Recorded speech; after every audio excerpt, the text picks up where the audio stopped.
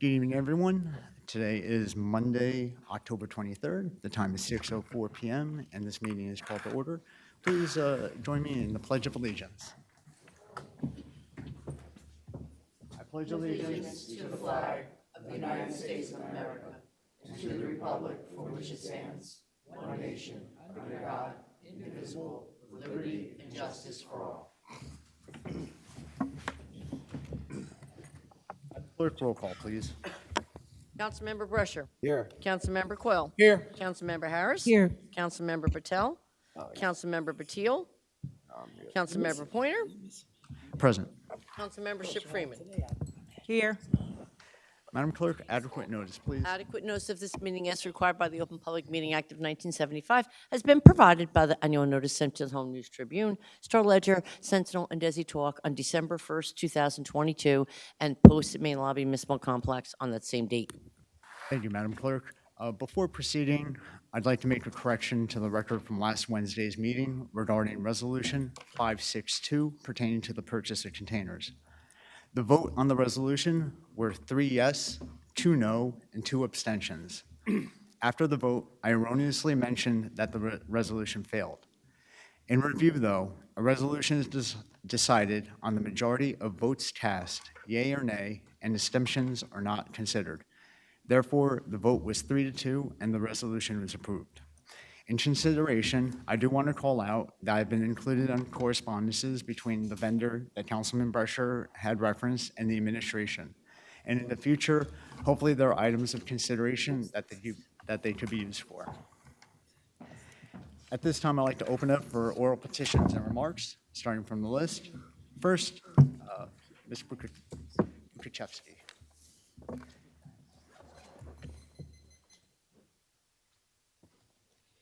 Lisa Bukuchevsky, 11 Alcolt Road. Thank you. I'm just here to thank Mr. Coyle for coming today to hear the noise from the Amazon warehouse. He also had the opportunity to speak with 3 other residents that live in the area that may not have come to a meeting. So now we have some, support. That's it. Thank you. Thank you. Next, we have Mike Morgan. Next, Joel Bassoff. Good evening, Joel Bassoff, 17 Beach Lane. I'd like to just urge the council to put the public advocate ordinance over the finish line. One has been drafted. One has been reviewed by every member of the council. It's been voted on approvingly. If there are any technical problems, let's hear some specific suggestions as to how that can be fixed. That's the way to move it forward. If there are any specific objections, let's hear it. If there are any legal obstacles, let's hear it. And then let's just fix it. And on another matter, the township is still waiting for a redraft of the definitions of warehouses, fulfillment centers, distribution centers, and the like. There's a lot of development activity going on in Edison, so we have to get that in the ordinance, or we're going to be seeing things that are bad for residential neighborhoods. And we also have to make progress on an updated ordinance governing billboards, specifically governing digital billboards, because they will be rearing their bright, flashing, ugly heads if we don't do something about it. So we don't want more warehouses at the ends of residential streets.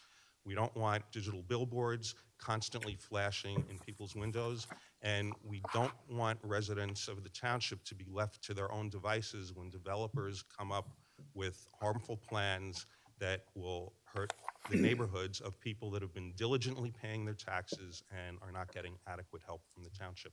Thank you. Thank you. We are off the list. Anyone else like to speak in regards to oral petitions and remarks? Seeing none, try to get a motion to close Motion to the close public portion? Second. motion by Councilman Coyle, second by Council Vice President Harris. All in favor? Aye. Any opposed? Public portion is now closed. For record-keeping purposes, Councilman Patel and Councilman Patil have entered the meeting.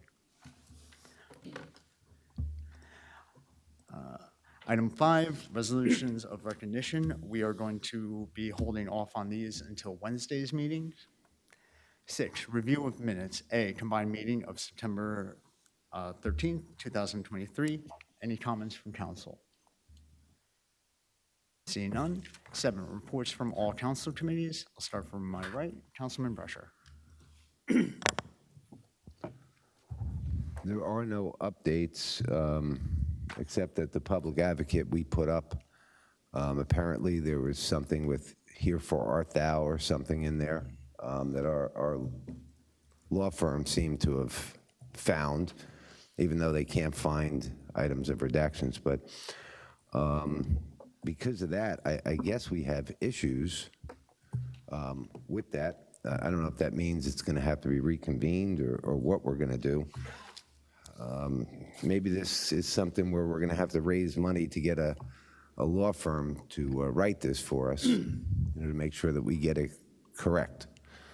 I could just say one thing. I'm very, very disappointed in the law firm of Renone, Coughlin, and Mancello, in that they seen this, and then they came to us again at the last minute to tell us that there were issues with it. Any law firm worth their salt, I think, would have gotten back to us a couple days ago, so it would have made it easier for something to have happened. So, like I used to tell Bob Deal all the time, good ideas go to die in a committee, and seems to be that way here in Edison. That would be it, Council President. Thank you, Councilman Brescher. Councilman Coyle. Thank you, Council President. Waiting for a meeting we're going to set up with all the people involved for DPW, just preparing for the snow and ice season, as I mentioned before, and also having a separate meeting with the Public Safety Committee for this winter season, also the different things that are happening across the town.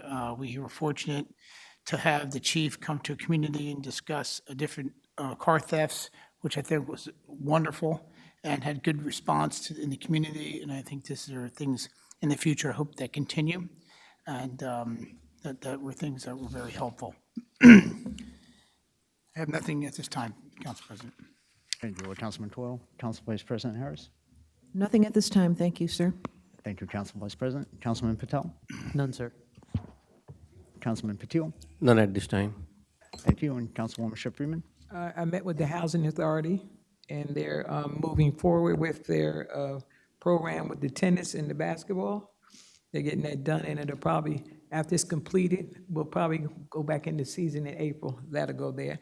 I met with some seniors, and they're kind of disappointed with the way things are as of right now, but I want to inform some people that within Woodbridge, we discussed that. I let them all know in Woodbridge, Mayor Mack has a senior citizen Medicare program going on at the Avenel Senior Citizen Building for anybody who wants to know about Medicare and health insurance, because as other seniors know, they send you a bombardment of different things of what is connected to Medicare, and if you don't know exactly what you're doing, you get in big trouble and you don't get the stuff that you need. So with the seniors, I discussed with some of them to go over to Woodbridge to find out some information that they need. Thank you.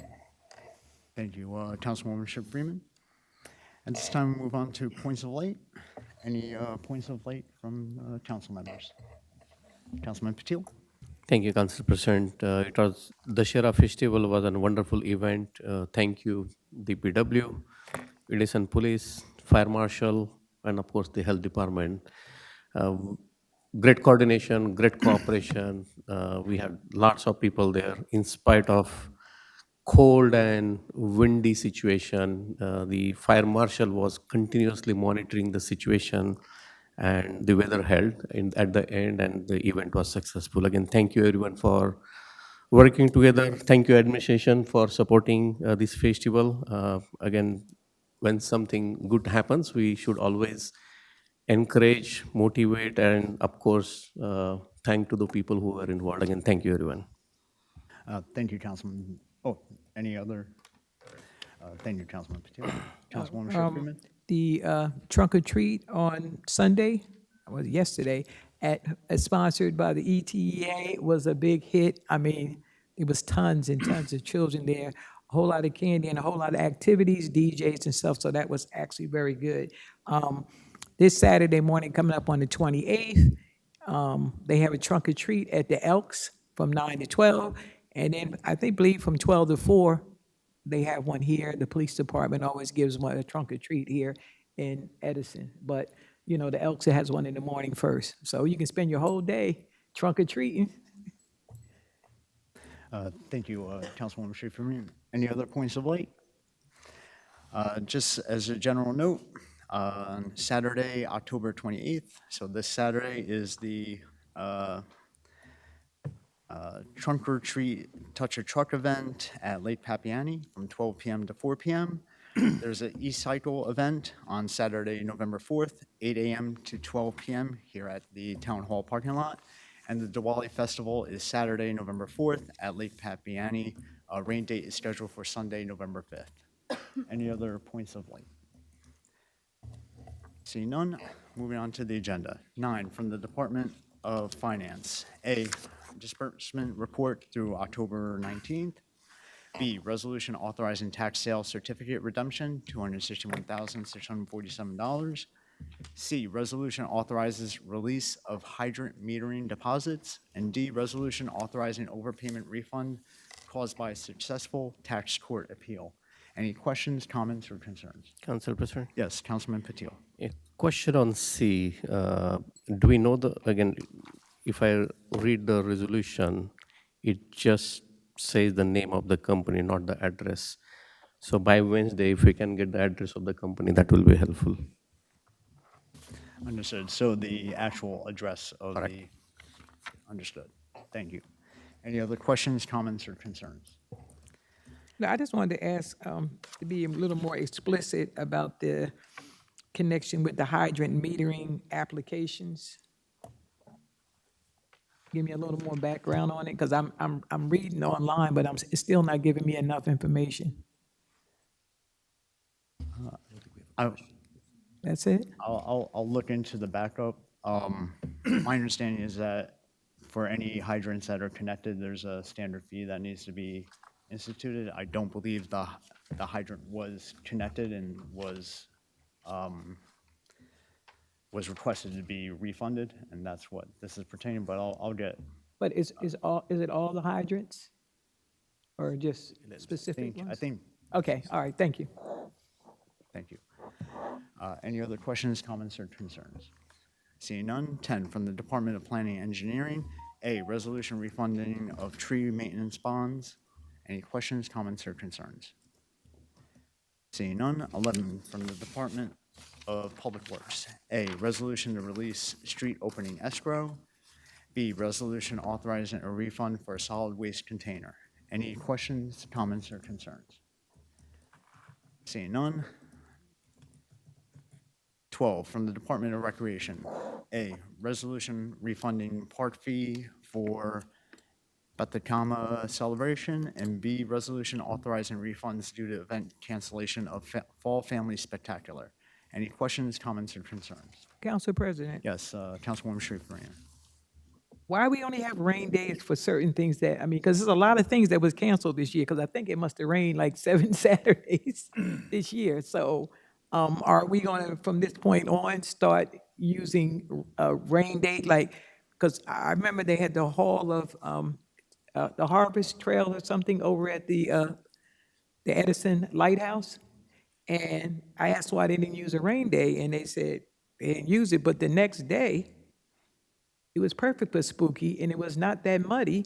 And matter of fact, other groups like Midtown, they gave an event on that day for Ali Strong, for the cancer young lady for that. And so I'm just puzzled. Can you please get me some information as to if we're going to start doing rain dates? Because I think it's very good to do rain dates for things rather than, just have something and just cancel it out the scared blue sky. Yeah. Sure, if we can just get clarification from the administration on that, it would be appreciated. I just think it's just fair to give everyone a rain date. Councilman Yeah, Patil? Council President, and again, it's very valid point, Councilwoman. typically the applicant, because I'm involved in few of the organizations who are applying for the event, typically they will have to come back and give the rent date. So it's an applicant who has to say, I would need, if at all weather doesn't hold or there is a emergency situation, I would like an alternate day. So they don't get penalized for that. So it's more of an applicant. No, I signed up for things and they asked me, did you have a rain date or whatever? But I'm talking about something as big as a fall spectacular should have a rain date. I'm not talking about little smaller things. I'm talking about something that at the magnitude of something that's big. Like, like Diwali, that's a big incident, so you should have a rain date. So when you have a fall spectacular, you should have a rain date, something Agree. of that magnitude, correct? All right, thank you. Thank you. Any other questions, comments, or concerns? See none. 13 from the Township Clerk. A, resolution authorizing local amusement game license to Supercharged Entertainment of Edison. And B, resolution authorizing a refund of a public entertainment permit fee for the Bathakama celebration. Any questions, comments, or concerns? Seeing none. 14 from the council member of the Planning Board, Councilman Patel. So there was only one case that was heard, that was the Just Nation, and that case went through the whole meeting. We are carrying over the master plan hearing in one more meeting, and we will be holding 2 special meetings, which are to be determined as to what time to catch up with all the applications that have been pending due to Just Nation. Thank you. Thank you. 15, unfinished business, ordinances for further consideration, public hearing, and final adoption.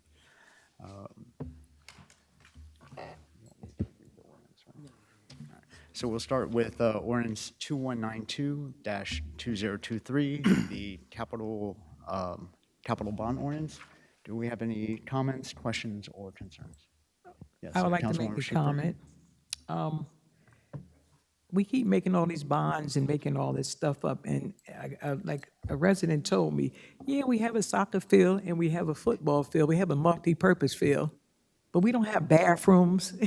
We don't have bathrooms, and what else? They don't have a snack bar. So my thing is, like, I would have a fit if I told my husband he had to fix this and that, and he left the bathroom half finished, he left the kitchen half finished, and then he would ask for more money even though he didn't complete the job.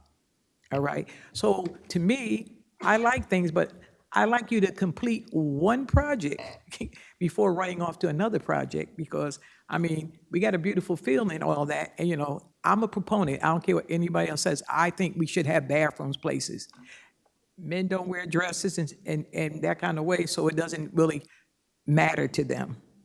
But when you're a female, you don't want to be running into porta potties all the time. I'm just saying that to be true. So that's what I'm saying. If you're going to do these different things for the parks, you need to make sure we have a bathroom, because when I go from town to town, they have a bathroom sitting there, an actual indoor bathroom that you can go in, wash your hands, be sanitized, and not be in some little dark, creepy little place. And that's my issue, when you keep asking for more money, but you never complete a project.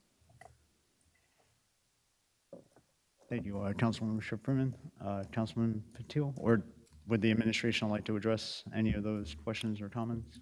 Sure. So with the 2 fields, the turf fields, and now the upcoming sports building, that's exactly what the administration is going to construct, is a sports building that includes what Councilwoman Ship Freeman mentioned, bathrooms, more indoor activity, and as well a concession. Thank you. Any other? I was moving that because it's making me sick, that smell or whatever, that from that object or whatever. I got high allergies. Thank you. Any other? So Yes, what were you Councilman saying Patil. about finishing a project you were telling me? The 2 turf fields, the one is complete, and then now we have the upcoming one here, the baseball field, that's going to be completed as well next coming weeks. But in conjunction with that, in Lake Papiani is the sports building, so which the council did approve, and we are going forth with the construction, and so in that will be some bathrooms and a concession. So we're looking forward to getting that completed next year. That still doesn't do fine with people not having bathrooms. I mean, you can explain that to me. It might be something, I mean, Minnie Beville has a bathroom inside, and I think one other park has a bathroom inside. But for our record, we are very dismal when it comes to having bathrooms for people inside any of our parks. We're going to want to keep doing shiny objects, but the basic needs of every human being. I can't stay at a park that long if you're feeding them juice, whatever, whatever meal you have, or whatever you're drinking water, because you like to drink water because it's healthy while you're walking and stuff. But you can't stay because after about 4 or so many hours go by, you have to go to a restroom. And I understand everybody wants to build, but basic things should be in place like bathrooms. I'm just saying. Thank you. Thank you, Councilwoman Freeman. Councilman Patil? Thank you, Council President.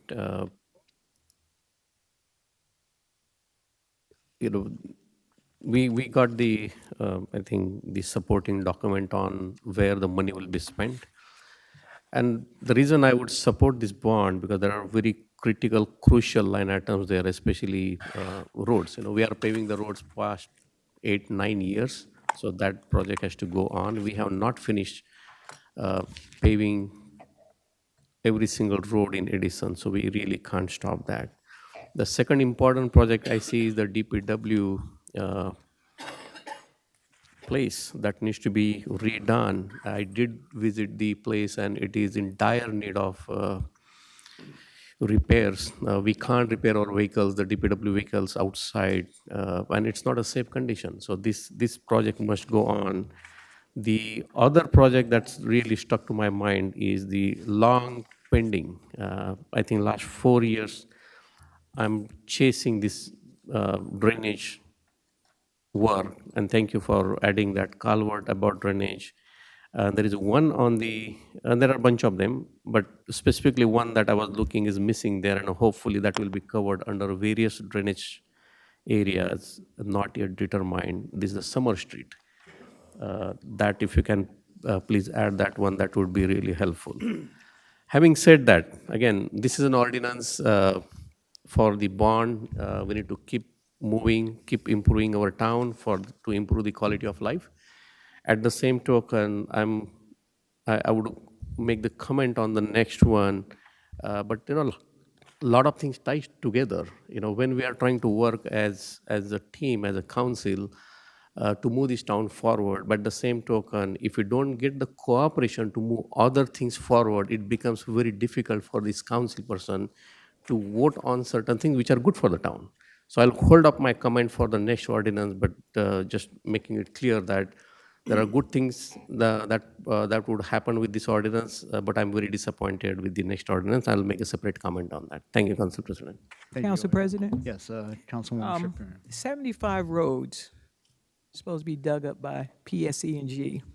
People are calling me, oh man, they're digging up the street in front of my house. Oh, this is happening in front of my house. I said, if I knew, second or third month on the committee I was on, if I knew there was going to be 75 streets dug up for gas and everything, seemed like we would have told somebody. And this whole thing about paving the streets, Lanky started that back again during his administration, paving streets back, But if 75 are going to be dug up and people are going to be not able to get to their homes, to move their grocery the proper way, because in front of my house, they had this whole big contraption, and I called on Charlie Tamara, okay? Commissioner Charlie Tamara. I called on him. They moved this stuff out, but it became a problem with our street, with us putting our garbage out, and the way our houses are situated, you can bring your groceries in. So, when I'm looking at these things, I'm looking at what is the 7? I know with Tom Lanky, I had the list of all the streets right in front of me all the time, and it's a shame that we have 75 streets to be dug up in this town, and people, every time they get to their place, they go, oh, because I guess they give them like 2 weeks notice. But, 2 weeks is sometimes not enough for people if they go on vacation or if they come back and forth. I just want it to be so that when they call me and ask me about their street, I just want to have a good answer for them. and the direction in which we're going. I don't want to say, rah, rah, rah, we doing this street. No, give me a list of the different things that are being improved, because I ride all the time, all through Edison, because I go to a whole lot of different events, and I just don't see the rah, rah. I see problems getting from this street to that street, and I'm blocked off here and I'm blocked off there, and there's too many accidents. Thank you. Thank you, Councilwoman Freeman. Council President? Yes, Councilman Brescher? Yes. After hearing my colleagues, I tend to agree with some and disagree with others. With the bond ordinance, there are things in there that are needed and should be done. And I think this administration can probably get some of those things done. But unfortunately, when they lump them all together, right, it becomes, let's do this or let's not do this. And I'll be honest with you, I've used the word incompetence with the administration a couple of times, and I'm going to use that again right now. You know, what I've witnessed here when we talked about road paving, right, is for 2 years, I've asked the administration to please coordinate with the utilities, and we don't do that, right? I've seen brand new roads, they're paved on south side of Edison, and I'm looking at the water company, gas company, marking out the streets. So that's where we border on the word incompetence, right? Because it was brought to their attention, they did nothing with it, but now they want to sit here and ask for millions more to do millions more in paving. We've had the issues with water that's just overflowing at Hannah Road for months and months and months.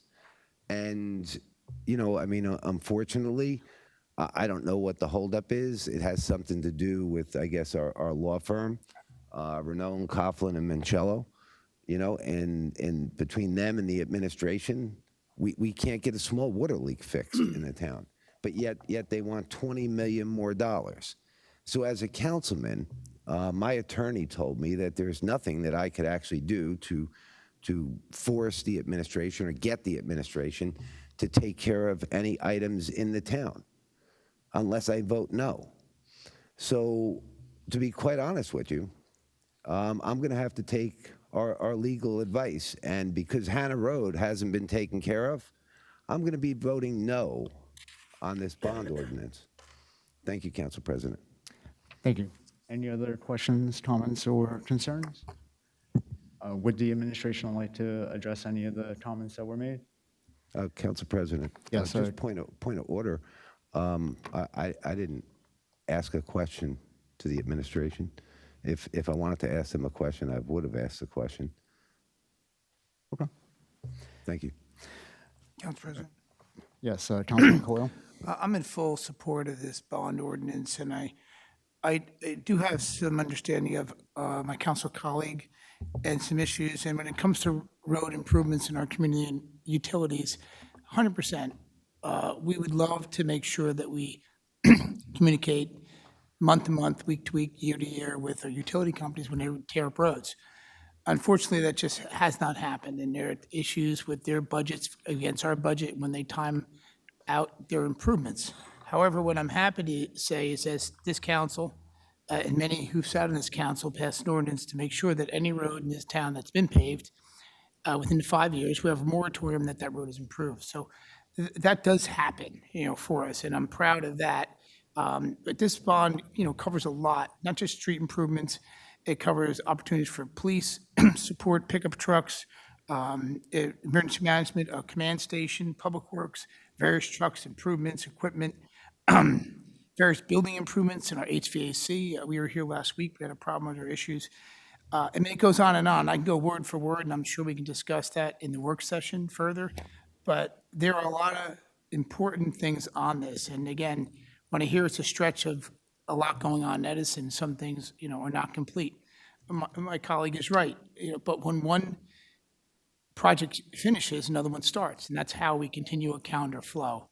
And I'm just proud to support this, and I'm looking forward to it. And I do appreciate the opinion of my colleagues, and it's just my opinion. Thank you. Thank you, Councilman Coyle. Any other questions, comments, or concerns? Councilman Patel? I just want to say that there is good things in this plan, especially the DPWs that we now have 5-year capital plan, and hopefully we will start replacing trucks and old equipments that are not best used for use. And they talk about how they have ordered garbage truck 2 years ago and still have not received them. And this is, many of these things need to be taken care of, and to make the departments run efficiently and take care of issues like the stormwater, as Councilman Patil talked about. So I think I'm in full support of this. And all of these things are needed. And if we can complain that the government is not working, but if we don't give them the right tools and the right support, then of course we can expect it to not work. So let's support the government, let's support our township by giving them the tools that they need to do the work for us. Thank you. Thank you, Councilman Patel. Any other questions, comments, or concerns? For myself, just in regards to the breakout of the items, in review of about the past 10 years ordinances, nothing here to me would indicate that things are lumped together more so than they have been in the past. I actually think that they are broken out more extensively. And just for general reference, the packet that I distributed also has our debt, not ratio, but potential forecast to show that it is in line with historical amounts that the township has expended. Thank you. Any other questions, comments, or concerns? Council President. oh, go ahead. Yes. Well, I just want to Councilman just Brescher. comment on your comments. Sure. Well, your comment may be factual, that things were lumped together. I guess the historical perspective you didn't get to witness, but under the past administration, what they did was they brought the council people in, right? They took account of what we would be supportive of and what we weren't. Okay, what we didn't get was just something that was just dumped on our desk. So that's part of the historical thing that, well, the numbers might look like they are to you. It was a different process with the previous administration. You know, it was just more open and transparent. So again, without the light for Edison Light, living in the darkness, it should be broken out. Thank you, Council President. Thank you for your comments. Councilwoman Sherman? May I ask Kendra Roberts a Absolutely. question? So what amount of time is these bonds going to, now this is just the first 71 million, because remember, we didn't get to the I-Bank yet for the water. This 71 million already. How long is it going to take us to pay that off? Most likely, we'll do a 15-year bond issue, do notes for 3 years, and then a 15-year bond financing. So over 18 years, approximately. Oh, all right, so the next person who becomes mayor or whatever, they inherit. Correct, just as this current administration inherited. It what was pushes it previous. down the street. Yeah, exactly. Okay. And that's why we prepared the chart Council President referred to, showing our projected debt service to show that we have stability and no big spikes going to the taxpayers for debt service. Of course, and I just realized, and it pushes it down the street, and as I spoke to some of the constituents, they said, people vote by their pocketbook. So a lot of people make way more money than me, so you vote your pocketbook, all right? So I just don't want people bogged down for 15 years down the road, and some big catastrophe or something happens in the meantime, and then it adds to that, is what I worry about for the taxpayer who doesn't have the big pocketbooks and the big pockets like other people do. Thank you. Thank you, Councilwoman. Any other questions, comments? Yes, Council Councilman President, just Patil. want to make a comment on what you made the comment and what Councilman Brescher made the point, and both are valid. And fundamentally or principally, I do agree that we should have, I would say, various bonds rather than lumping it together, and I fully support that. And the reason I agree with Councilman Brescher on that one is it becomes a little easy for us to track down where we are spending our money, under what ordinance, under what line items. Even though we have the list of all the departments and their projects here, the council going forward will have to be very careful when we see the appropriations and making sure that the appropriations are tagged with this one ordinance but very specific department. and we are not crossing that threshold. Just to give an example, the police department, 5-year, $430,000. Now, this council needs to keep counting how much we spent against that budget. So my ask in support of this ordinance would be for the administration, when you come for the appropriation to this council dais, please make sure the budgeted amount and the spent amount and what is the balance. So we know that what's happening month over month and we don't exceed the threshold. Can I just offer a comment Yeah, on it? thank you, sir. Thank you, Councilman Patil. A couple months ago, I had asked for a copy of our capital accounts, and in the recent years, they were broken out based on those line items, which I believe had showed the initial appropriation and what has been expended, and therefore getting the difference. So if our administration can provide that on, I don't know, whether you want to call it a quarterly basis or whatever basis is established, I think that would be beneficial to the council members. Yep. Thank you, Council Thank you. President. Any other questions, comments, or concerns pertaining to the capital bond ordinance? No. Seeing none, ordinance 2194-2023, ordinance to establish a public advocate. Before we proceed on that, I'm going to read the memo that was provided by our legal firm in regards to the current ordinance that is on the agenda.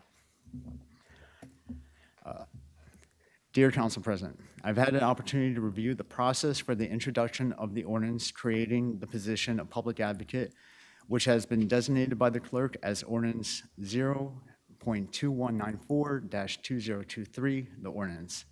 A copy of the ordinance presented to the Township Council on October 11th, 2023, and voted upon is attached here too. This ordinance was not prepared by the Law Department and does not appear to be in the appropriate form to be acted upon by the Township Council. I will also add that subsequent to introduction, the clerk has revised the ordinance. Thus, the notice published does not reflect what was voted upon by the council. The clerk's office cannot be faulted for trying to cure the defects in this ordinance. Nonetheless, it remains what was published was not the document introduced. All ordinances are required to have a title and to be read in full or by title when they are introduced. NJSA 4049-2 specifically, the ordinance does not contain a title. It does not contain an indication that it is an ordinance or that it is a legislative enactment that would create an ordinance. For instance, it does not begin with "be it ordained," nor have the typical whereas clauses. The ordinance does not state the intent to amend the code of the Township of Edison, and it makes no reference to its effective date. From a review of the record, the ordinance was not read either by title or in full prior to introduction. Section 1-7.1 of the Township Code also provides that amendments to the code, when passed and adopted in such form as to indicate the intent of the Township Council to make them a part of the code, shall be deemed to be incorporated into such code. Upon plain reviewing of the initial ordinance that the council voted on, there is no reference to the code of the Township of Edison anywhere within the document. Further, the draft ordinance does not form any intent whatsoever of the Township Council to make the ordinance a part of or to be incorporated into the code. The draft ordinance has the potential to open the Township of Edison to litigation that could be avoided if it were properly drafted, edited, and introduced by a proper first reading. Given these defects, the ordinance cannot be adopted on second reading as there has not yet been a proper first reading, introduction, and publication of the ordinance. In my opinion, the ordinance should be redrafted to include the appropriate language required by statutory law and the Township Code of the Township of Edison and be properly reintroduced and read by title if the council so desires. Very truly yours, Renaud Coughlin-Mancello, LLC. With that, I'd like to open Council up. President? Yes, Councilman Patil. As I said, and I'm very disappointed because the initial ordinance was sent to the law firm way back 2-3 months ago. And I said that, your firm has the copy of that and you acknowledge, you can watch the video. And here you go after 2 weeks, you are saying, whereas is missing, this is missing, that is missing. In fact, if you are truly representing this council, you should have stepped up on the same night before it went to the publication, council president could have taken your advice and would have said, you know, this has a missing information, let's correct this and then publish it. If you have, even after that, you would not have agreed, you would have at least drafted the same ordinance in a legal term and you would have put on this council dash today for the introduction. But again, that shows you have no intent basically to work with this council in a good faith and advise them what is right and what is wrong. And I categorically asked the question before moving that ordinance. Yes, council president tried stalling that after giving the comments, which I oppose. And in spite of that, the motion was moved and it came back. The second, my big problem is if this would have been illegally placed, why this is even on the agenda? You know, council president normally works with the mayor's office and decides the agenda. If this is not correct, it shouldn't be reflecting on agenda. That comment could have made saying it's not an agenda and here is the reason we received the letter from the attorney. But for the fact that it is on agenda, this itself shows that either council president, you're not in sync with what the attorney is thinking or you're not in sync with what the administration is thinking. And that is why I said it's going to be very hard for me to support the first ordinance, which is talking about the bond money, because this good faith has been jeopardized at this point in time. So when I said that this council is trying to work together to move this town forward, but at the same time, if there is no cooperation from either council president or this administration or from the attorney, it's going to be very hard for me even to support the earlier ordinance, even though I'm in fully support of that. It is just for that my trust is broken at this point in time. There is no good faith intent to work with this council. Thank you, Council President. Council President. Thank you. I would actually like to respond. Thank you. Based on the noticing requirements, and if I may ask our clerk if I'm incorrect on this, we would have to publish the notice for the ordinance by 10 o'clock the next day. Am I incorrect on that? Deadline for the paper is 10 a.m., yes. 10 a.m. the next day, right? Logistically, I was presented with two different documents. Whether you agree or disagree, that's fine. I did not want it to be viewed upon that I was personally trying to stymie anything, despite my confusion at the time. Because if I didn't put it up for publication, then the viewpoint is that I'm intentionally not putting it on, right? I kept it on the agenda so that for the record and in front of everyone to make the comments regarding. Now, I had initially thought as to what the errors were, and despite my belief that I was correct and the memo to be backed up my understanding of it, I did not want to make the assertion of legal expertise in regards to that. So that's why I kept it on here, so that all conversations are public. The reason behind it is known. It's not meant to sway, to try to be in bad faith or anything like that. But I wanted to make sure, again, that the discussion was open, transparent, and we can have it here. And I just hope that's fair. Yeah. Thank you, Constable. Just let me repeat it again. I'm not blaming you specifically, but your role, not as an individual. Just remember that. It's not as a person, as a role. You could have picked up the phone and called the attorney, council attorney, saying, hey, I need to send this to the publication. Do you have any suggestion? Do you have any comment before I send it to the clerk? That coordination was missing. Or you could have made a phone call to the chair of the Public Advocate Committee and could have clarified. But regardless of that, if we would have at least the ordinance on the agenda to introduce in a good language that our attorney thinks in good faith, I would have been at least considered that. But here you come on 23rd, the day of the meeting, you see this email, or the letter, right at what time? 4 o'clock? This is again the same circus. And that's where I said I'm disappointed. Again, the attorney represents the entire council, not just the mayor, entire council. And I think, with all regards, your law firm is very well known. You guys are doing a good job. But for this council, somehow you have failed to do your job. You are not advising the way you should be advising to this council. And this is not the first incident. We have this back and forth even in the month of August. I said that you as an attorney shouldn't be talking behind the chair. You should be focusing, answering questions in a public. You should be on your dais, not talking to the council people. But anyway, that's a whole different discussion. Thank you, Council President. Councilman, I've been trying very hard. I want to respect the council president. I've asked many times to respond to you. Council and I'm President, hoping point of I'll have order. that opportunity. All right, I won't. I'm going to allow our legal representative to counter. I just asked, as with anyone else, that I recognize the speaker first. Thank you. To Thank our you, Council attorney. President. Thank you. Okay, so let's just back up so we can all have the same set of facts, and I hope we do. This ordinance has been in a subcommittee for some time. They have been meeting with Mr. Ranone, who's the law director, on that. Mr. Ranone provided a different substantive version than the one that was presented at the last council meeting, okay? At that council meeting, what was received, I saw in that form for the first time. It was provided to the entire council, but was not provided to the law department, okay, in the form in which we saw it in the day of. If we had seen it in advance, we would have ensured that it had the form to properly be introduced, okay, as we do.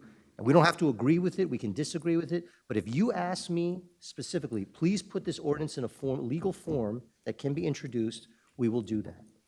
If you ask me today to put this ordinance in form for Wednesday, I will gladly do that and make sure that it is available. But we had no opportunity because it was walked on literally from the audience to this dais. If we have an opportunity, we will always ensure this council, agree, disagree, that it's in a form that can be voted on. And that's all. And so what you saw, what was adopted, did not come through the legal department. It was not adopted. No by the- choice but to raise these objections after the fact. We would never want this to happen. This is not something we would ever ask for, Councilman. We respect this body too much. And our job is to make sure whatever you adopt is in a form that is legal. And if it had not come from the audience, we would have ensured that. So I hope that at least answers your question. We did have it for months, but we had no idea until we sat here that evening that it was actually going to be introduced. Okay. Can I answer your question? Sure. So your law firm had the ordinance which was introduced for months. No, we had the substance. So what we had was a draft, right? Understood. And what they were arguing about, well, not arguing, I shouldn't say it's a right to buy. What they were debating was what should be the actual substance of that. Understood. Not the final form. Because there's certain language you got to have. You got to have a title, you got to have the whereas clauses and the be it ordained, which you saw in that memo. That was never, if we had been asked to put it in final form, we would have done that. But we weren't even there. Understood, but the reason that was introduced, and we gave the reason why it was introduced that day. This was sitting with your law firm for a long time. There are probably dozens and dozens of email going back and forth when this will be available. The way you send this letter, exactly the same thing you did with the ordinance, with the 2 paragraph you're sending on the day of the council meeting. So where is the good faith here? But all I'm saying is that if we were unhappy with the pace, all someone had to say to us, and we will always honor this, is we respectfully, we don't want your version, we want our version, put it in final form. And we will put it in final form in a way that it can be introduced. But what my understanding from the subcommittee is that the subcommittee received substantive changes from the law department, but ultimately went with their original version, which is their right, which is absolutely the council's right. But to say that it was sitting for months and that ultimately it came in this form, we were never notified that it was coming forward that last meeting as it was. We were not Understood. notified. And there was a reason, and that's what I keep saying, that the reason it was introduced because your law firm sat on it for months, and the last day, what the version you gave, the 2 paragraph that had made no sense, and that is why the raw version was introduced. But that's what I'm saying. If there was a really, and why your law firm would send the ordinance on the 4 o'clock of this council meeting, the way you did the letter, right? Why you would do that? Because there is no good intent, there is no good faith here. If you would have sent a day before, we could have revised and sent it back to your attention, but that didn't happen. So my question there is, the way you're operating, the way this body is operating, the way the coordination is happening, I'm very disappointed. Again, I said, I respect you a lot, but there are lots of things that are going wrong, and we are on camera. You watch your all last 10 months meeting. How many times we are doing our due diligence? We are not. We are failing constantly. In fact, so far Councilman Brasher was talking, now I started talking. Probably someone else will start talking if I don't get a response. But that's a matter of fact here, that's why I'm disappointed. What I said is I'm disappointed, and that's the reason it becomes very hard for me to support something that is good for this town, because there is no cooperation. This is always give and take with the administration, always understanding what is good for the town, and I felt the public ordinance is one of the best thing that we can do for this town. And unfortunately, we are failing to do this, and that's why my disappointment is. And again, sorry if I'm rude or I'm rough in talking, but you need to understand my sentiment. This is very close to my heart. Two things I have vouched for. One is the ward system, and second is the public advocate. And if someone is trying to come on its way, I will make sure that I will also cross the line. Thank you, sir. Thank you. Council Thank President? you. Yes, Councilman Brasher. Yes, I mean, I would just, I'd like the public to note that our attorney did say that, if he was asked to do this, he would do this and he'd have it ready tomorrow. I agree with my council colleague that we should have gotten this letter, and I'll acknowledge that we should have gotten it.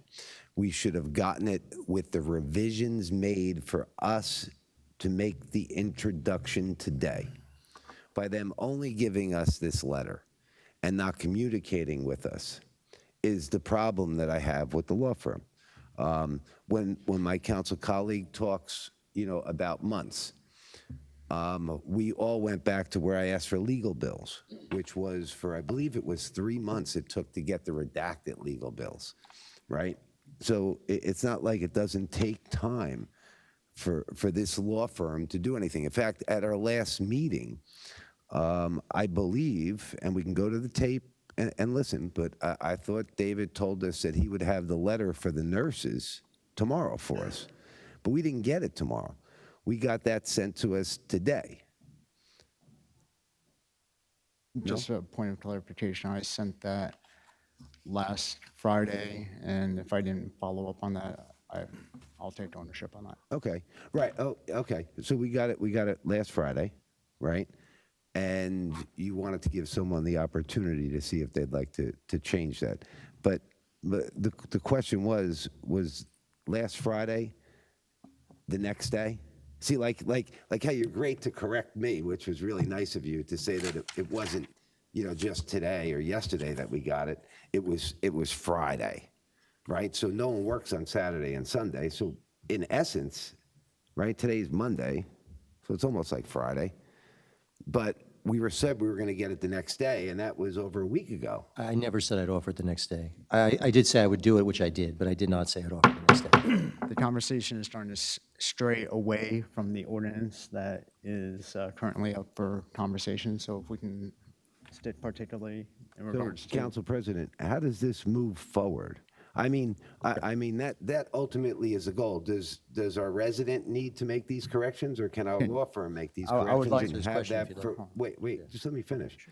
Could he make those corrections and then have it so it could be introduced at Wednesday's meeting? Yes. Yes, the answer is yes. We can put this in a legal form that can be voted on first reading on Wednesday. Thank you, Council President. Thank you. I'd like to make a couple of comments regarding, one, to our subcommittee. Who is the chair of the subcommittee? Councilman Brasher? Okay, I actually thought it was Councilwoman. No, Harris. no. Okay. Okay, so the points about me contacting the subcommittee, like if I don't know the point, contact person makes it a little difficult. Just for point of clarification, I did try to reach out to Councilman Patil, Council Vice President Harris, and Councilman Brasher the following day because of the language aspect. Now, to our council members that are part of the subcommittee, did you get a chance to review the revision that was sent out for consideration? Yeah, let me just explain with that. Hold on, So- I just want, so you did see it, and just for record, I did print it out so everyone has a copy. That's- In the draft format that was Okay, you're provided. talking about the revision from the renowned Coughlin Mancello law firm. No, no. Then what revision? So on, Oh, this one, if you go back to the second, and I double-sided it to save paper, Okay. So there's a copy, that was the printed version. If you go to the next page, that was the email version. And then if you go to the following page, that is a revision that Mr. Bassoff made after our conversation. So I just want to make sure everyone has a printed copy of that. There are still items on there that do not meet the full criteria in regards to severability, repeal or effective date. There are substantial changes in structure from that second version compared to the initial. And I had requested that the subcommittee, specifically the council members of the subcommittee, to offer comment on that first, because the structure is, in my eyes, significantly different. Even saying that, I disagree with that revision. Now, to show good faith,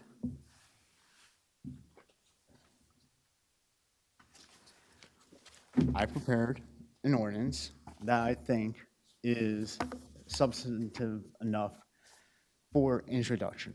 Now, we're going to pass that out to everyone now.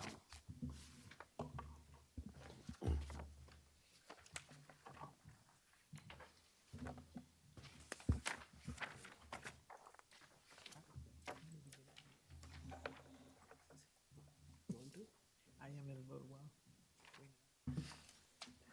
Okay, so. Now, what I would like to say is that there are, in my viewpoint, even significant differences from that version versus the revision versus the initial. I have no objection to going through each of those items if this council would like. My request would be for us to have those detailed specifics offline. I have several questions in regards to validating the need for the public advocate. So, because it's been said that these questions were not made known, I'm going to ask them now. I'm not expecting a response. I'll print these out for the subcommittee to review. But just so that it's known that there are legitimate questions and clarifications that I think are needed. So, question validating the need. One, if the Council subcommittee, President, before you go on, your expectation is that what you drafted here, the subcommittee would answer your question. Is that the expectation? I would like for the subcommittee to review that version versus the revision versus your initial correspondence. And Council President, I could don't also think, ask that- parliamentary process works that way. Parliamentary process works in a way, and hopefully Lou will agree with me that, or our attorney will agree with that, is whatever the ordinance that was introduced, that needs to bring that in a compliance, what the law firm is asking. Introduce that, and if you have a disagreement, you can vote simply no on that, or before that meeting, you can reach out to subcommittee, including the resident, and get your questions answered. If you're not satisfied, simply vote no. The council dais is not to ask the questions to subcommittee on the spot, neither to the resident, because we don't allow resident to ask questions to the council member on the spot. So respectfully, I will request you to let the law firm bring this in compliance. Then we'll compare what you provided versus what the original ordinance is. And then if you want, either we go in a back room for the discussion in a closed session, we'll answer all your questions, because it is unfair to ask this question on the spot on Monday in a work session to this council. Again, that's my personal opinion. Councilman, could I, to agree with you also, the law department hasn't even had a chance to review this one as well Okay. either. I'd like that opportunity as well. Thank you. Council I just President, want, if I can just finish off, I have no objection to holding off on the questions. I have no objection to us going into a closed session to speak. Now, I don't know I the don't think legality legally of we that, can, no, but, we'd have to argue this publicly, yeah. so, I will Well, send okay. out those questions, and then, well, Council President, let me ask you a question, because I mean, I just looked at the one question, the contract, the public advocate shall be paid by contract not to exceed. This is just, is this a question? no, that's actually language. Well, let me ask you a question. why do we need to write the language that is statutorily in there like this here just says the public advocate basically gets funded through the budget. If they need any more money, they have to come to council. This whole line here, right, for me to pay David, I don't care if it's 5 minutes for you to write this, right? Because since this is just the basic New Jersey state law for the Faulkner Act, it's not even needed. So to me, the issue becomes, and this was in the Fair Lawn court case, that public contracts, we would have to set the professionals, right? In the language of the public advocate, potentially being able to hire expert testimony outside of that, if they are a service professional that the township pays for, we would still have to abide by contracting law. So that additional clarification I had added in just to make sure we abide by contracting law and to just try to make sure that it was buttoned up. Well, no, this one talks about the public advocate and him being funded in Well, that's- 2-62.9, the and that's contract. a question that I have in regards to logistics, which I don't. It that was must be gonna one of my approved by questions, resolution but- of the township, right? I mean, what came from here was like, this was taken out of like a New Jersey statute, really. But I don't know that things like this are even needed. If they're not needed, again, our legal has not had an opportunity to review it. I just wanted to showcase in good faith that there are options in regards to setup, and that's why I'm requesting for the subcommittee to review those items. And if you decide ultimately that one version's better than the other, and that's the one that you want to have formatted for introduction, no objection. But I wanted to at least offer alternatives and the opportunity for review. Okay, I'll be honest with you. I believe that the committee did like the Oradell one as a whole. If these are items that you might have objections to, that if the committee were to make changes to do this, that then you would feel comfortable in voting for it, then I think that's well worth the exercise. If you're unwilling, right, if these changes were made, if you're unwilling to go ahead with it, because you might have other issues, maybe just personally with the public advocate or something, then I would ask you not to waste the committee's time or our time in going through this. You know what I mean? Like, what I'm saying is right now, we do have a group of us that are happy with what's there. We'd like to make other people on the council so it's more palatable to more people. And if that's what you're saying, then that'll get you there. Then I don't have an objection to it. I'm not going to make any guarantees in regards to that will get me there, so just to be transparent about it. I still have my questions out in regards to the validation aspect of it, which I'll take that offline in consideration.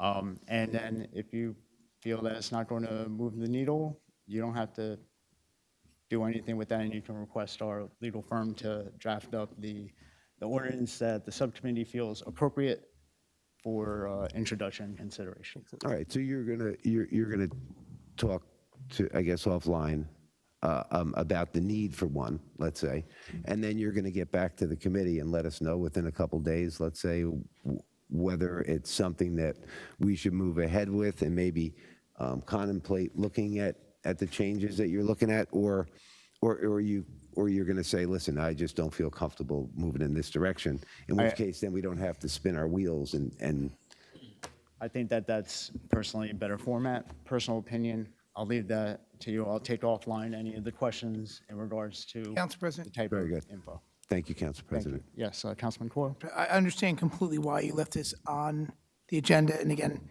I think we've been so used to having combined meetings. This is a work session, so it's perfectly legitimate for us to have something on the agenda that we can take off or move around. I think this the council's come a long way. I think the public has been heard. They aggressively put something forward to push onto the agenda through council members here, and that's perfectly fine. It was not what some members wanted or members disagreed with. We're more than halfway there. We're further than we were. I think the council's mentioned he could edit this and have it ready for tomorrow. If that's the right approach you take, Council President, I support that. If it's your ordinance that you've presented with other methods and reasoning, it's fine. But I have to say, we've come a long way, whether 3 months, 2 months, in 2 weeks, or for the last 4 days. The race is over. An ordinance is going to be presented that we voted on. And that's certainly further than we were this entire summer. So I hope that we'll just continue this debate. It's a healthy debate. It's a reason why it's on the agenda. But what I disagree with is that by something not being in order as complicated as this, and any colleague on here who would not consider voting for the bond, these are two different things in cycle here. And again, I want to have it my way so many times with situations that I have to wait for something and I don't, get what some residents want for them, and I try to push for the things for the community. But one has nothing to do with the other. Voting for the bond is a separate issue from supporting this ordinance for public advocate and in the timing of how this came to the agenda. Call it as you wish, mistakes, communication. I have 4 versions of this ordinance today. And as much as Mr. Bassoff had good intent of pushing something forward to members of the council, great for him. We had 2 versions that day, an email version and the version presented. So on its own, it had some mistakes. It's moving forward. I think this council's in a good place. I think the council president's doing a great job moving forward, and I think we're in a better place. So that's my position on it, and I hope we don't, sour the bond that is important for the town over this not moving as fast as it should. Thank you. Thank you, Council- Councilman Coyle. Council, Council okay. Vice President Harrison, I'll thank go you. back to you, All right, so Councilman I'm confused. Where do we stand with this? We have this now in front of us with all of the other things, and you have questions. So what is the order to come from this? Council President, that's where I was going, was to just try and sum up. I believe we directed David to correct that ordinance and add the "here for art thous." Our council president is going to speak to us offline, get back to us within a couple days. If it looks like a better widget could be had, then Wednesday we won't introduce the ordinance that David has. If it looks like it might be a little convoluted, too much, too many questions, then we move forward with the ordinance on Wednesday. And, the nice thing about this is, well, we could put any ordinance together and we can pass it, and then we could alter it. I mean, it's a wonderful thing about this body, is this body is charged with making those changes. Can I just offer a counter to that in regards to my concern on passage with this? To me, if the council decides to move forward and is done in a manner that the ordinance becomes challengeable, in my opinion, and maybe I'm wrong, but then any subsequent action by the public advocate then could be turned into question. Now, say we have a land use board that makes the decision, that bases their facts and findings based on what the public advocate presents, but then we're found that the ordinance is invalid. I would be concerned that therefore the board's decision may become challengeable at that point. Well, wait, You want- I think, Council President, let me just, I think what we're doing is we're projecting too far into the future. And maybe I'm mistaken, because I thought that these things here that you highlighted were the important things that would make you feel comfortable, right? And bring you along as being supportive, if your first offline discussion was okay. And if that's the case, right, then what we're talking about here about changing something is about changing something we're going to change it in 3-4 weeks. We aren't even going to be able to hire someone or get anything on board. We didn't approve any funding for it yet, right? So you can't even move forward with it So, like, where you're going, it's like, it's a discussion about like AI in the Terminator movie, right? We're not there yet. And that's where I was going with, we can move it forward and we could still make changes, Councilman Bursch, if I could just correct just one quick Our point. attorney. I'm sorry.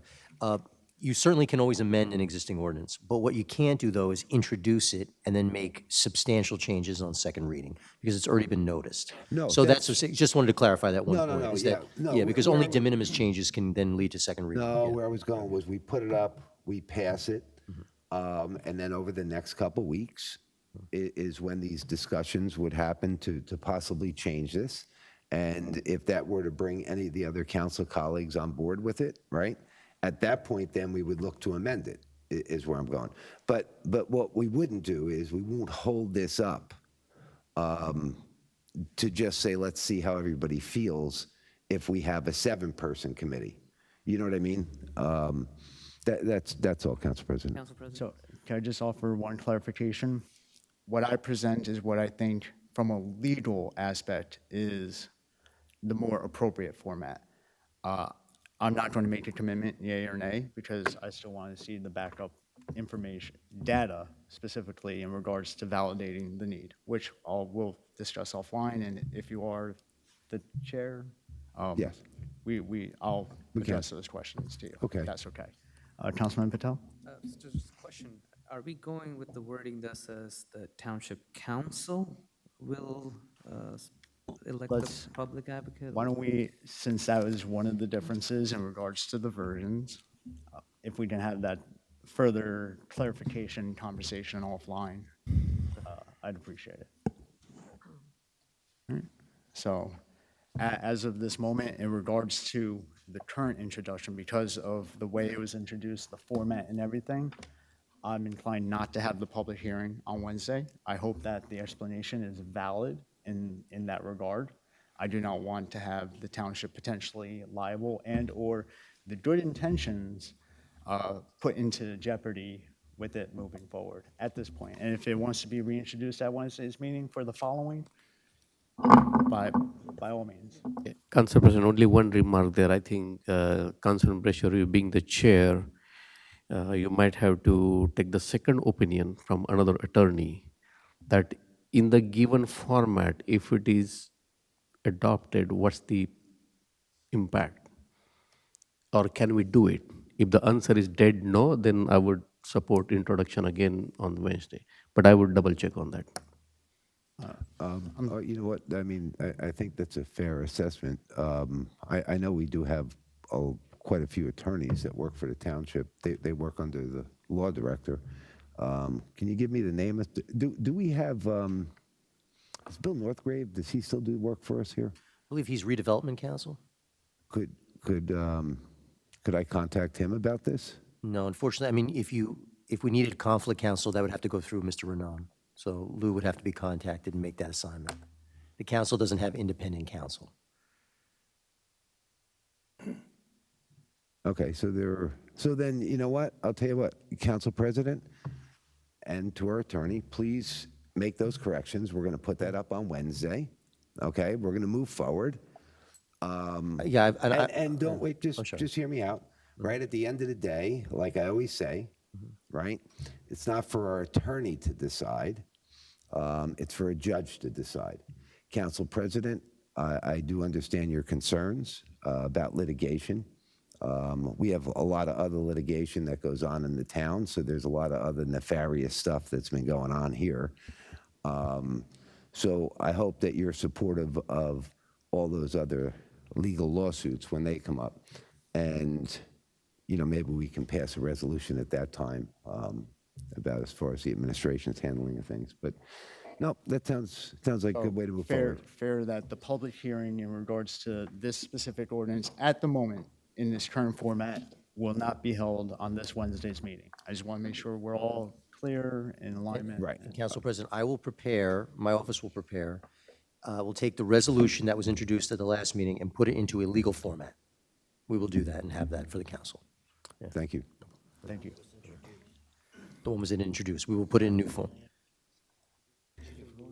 It'll be the, it'll be. Whichever version it'll you would be- like me to, whatever version I'm given, I will turn into a legal We'll format. take it offline. It's supposed to be the one that was advertised but we'll get clarification after and when. Let me just ask a question about that to the attorney. Council is able to move stuff on the floor, Not ordinances. not Not ordinances. ordinances. Ordinances have to be read by title, and there's a specific written format that is required. Certain, as we said, the whereas clauses, the be it ordained, where it will be placed in the code book. These are all things that are required in an ordinance, and it has to be written. A resolution, you're absolutely right. You can move it from the floor. That's perfectly acceptable. Ordinances are a little different. Okay. Yes, I guess you checkmated us, so, you know. We can have it ready for Wednesday. We you can have, yeah, But we can't introduce it, though, because. absolutely. Well, I thought- You I thought cannot it had- adopt. You cannot adopt. No, you can introduce. You can only introduce, yes. Yes, correct. We can't adopt. We're basically set back one meeting Okay, by virtue of this, yeah. okay. Yeah. No, that's fine. Thank you. And my last comment, Councilman Brescher, if we really want to expedite, we can call for an emergency meeting. Just a thought. Wait, I couldn't understand what he said. We can call an emergency meeting, advertise in 72 hours and call for another meeting and get this approved. okay. Yes, it's true. Thank you. Thank you. Any other comments regarding? Seeing none. So again, for clarification, the public hearing will not occur at Wednesday's meeting. Thank you. At this time, we'll move on to discussion items. I feel I get yelled at regardless of where I start off. So I'll start with Council Vice President Harris then. First thing, I want to thank the Bukashevskis, Mark and Lisa, for all of your diligent reporting, and it's hard to read. It's hard to read these reports at all hours of the day, at all hours of the morning. But as I told you when we were speaking privately, I appreciate it because it does hold our feet to the fire. And I'm so sorry, and I know I speak on behalf of all of my colleagues here, I am so sorry for what you have to go through and all your neighbors have to go through. This is just, it's unacceptable. And as I said to you before, unfortunately, the fines that they are given are just the cost of doing business to them. And so, and I want to thank you too, Councilman Coyle, for having gone over there and spent time to actually witness it yourself. So thank you for your diligence and fighting this as hard as you can. And we owe it to you to take on that fight. I wanted to ask for a resolution to create the subcommittee to the animal shelter. For an ad hoc committee, my understanding is that you don't need a formal resolution. You can just make by motion Okay. to form the. And in yeah. that case, I'd like to make a motion to create the subcommittee to the animal shelter. I second it. So, just from a clarification standpoint, do we need to identify the council members as part of the subcommittee as part of the motion, or that can be established It after? could be established later, that's fine. Okay, so there's a motion by Council Vice President Harris, second by Councilman Patil, in regards to creating an ad hoc committee for animal shelter. This is something. All in favor, All in favor to the creation of the ad hoc committee? Aye. Aye. Aye. Any opposed? So the creation of the ad hoc committee for the animal shelter is created. Is there a third member that you would like a part of the? I think that's a conversation to be had offline as well. Okay? All right. Sounds good. Any other discussion items? Not for me. Thank you, sir. Thank you, Council Vice President. Councilman Coyle. Thank you, Council President. While we're on that subject with Amazon, I was happy to go over there, and it wasn't on my own. Members of this council have always been concerned. I'm not the only one here. There's not a person on this council who's not cared about the noise that Amazon is making there. I had a chance to go to 2 locations behind that area. Probably stayed there for a good half of the day. I was well fed, and I got some. Well, I don't know if I got good coffee out of the deal, but I got some coffee, and it's an unhappy environment. I didn't get a chance to be there in the evening, but I did speak to some verified sources of other neighborhoods who actually know for 30 years, some of them, and they had the same complaints. So it's not just coming from one person. It's happening. I am going to go there at night. I think Councilman Brescher and I said that we'd pitch a tent and sit out there from like 11 p.m. to 2 a.m. So thank you for wanting to do that, Councilman Brescher.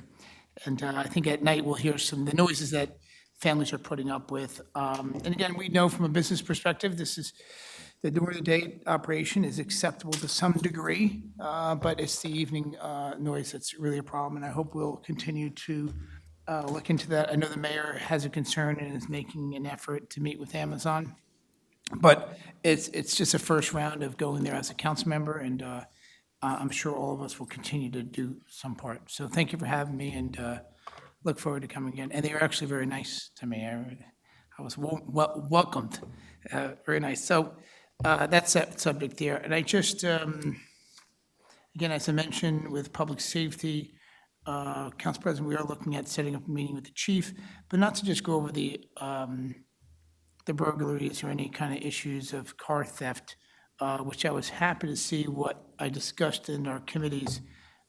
We had a very successful meeting. Councilman Patil and other members of the council appeared with the mayor in the South End, and we had a good discussion on Neighborhood Watch and different issues happening with car theft. And we had about 35, 40 neighbors out there, and this is just one of many we will continue to have. So when, as a neighbor is concerned and has an interest in having the chief come out with the mayor, certainly we can make that happen. It was a good start, but not just for public safety when it comes to crime. We also have responsibility to make sure we can handle the windstorms and ice storms that are coming our way, and that's something this Public Safety Committee is also concerned with, how we'll prepare ourselves for the snow, and also with DPW as well, how we'll prepare for ice, snow, and then we have our truck power prepared and different measurements of drivers versus the available, trucks available, and our certified drivers as well. So I'm proud to say this discussion just doesn't happen yesterday. It's planned year-round with our DPW director and some supervisors who are here right in the room every day, and it's appreciated very much. I have nothing else to report for now, Council President. I'm just going to yield my time. I may have an open question later through discussions, but for now, thank you. Thank you, Councilman Coyle. Councilman Patel? Council, I had a question for you. For Amazon, the noise complaints, how much fine are we talking per day? Or is it per incident? I don't have the specific fine amounts, but I can have that for you. If I know what they are. Yeah. And the other thing is, where are we on the remote decibel reader, Sonia? We've sent that out to our engineer to take a look at. I know it came in a couple of days ago, so that is something we're looking into. I also sent it to legal because I don't know the, necessarily if that is allowed, so I'm waiting for their confirmation. David, is that, okay. And the other question I also had was, are these fine per incident? So if this happens multiple times per day, would they be charged multiple fines, or would it be one per day? I'll look into it. I'll see how the ordinance is written and all. Okay, because if we can get $200, $500 a day, it will add up significantly in long term, and we can build the wall for them from our money that we charge them, or whatever we can do. Thank you. Thank you, Councilman Patel. Councilman Brescher, I'll ping-pong back a little Okay. bit by numerical. I'm next. Yes, please. Okay. I'd like to say that I guess we use CME Engineering here.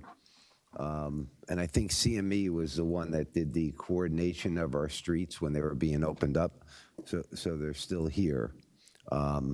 Lanky didn't do it prior to us getting on the council, but when we did and we brought that up to them, they made sure that they corrected that.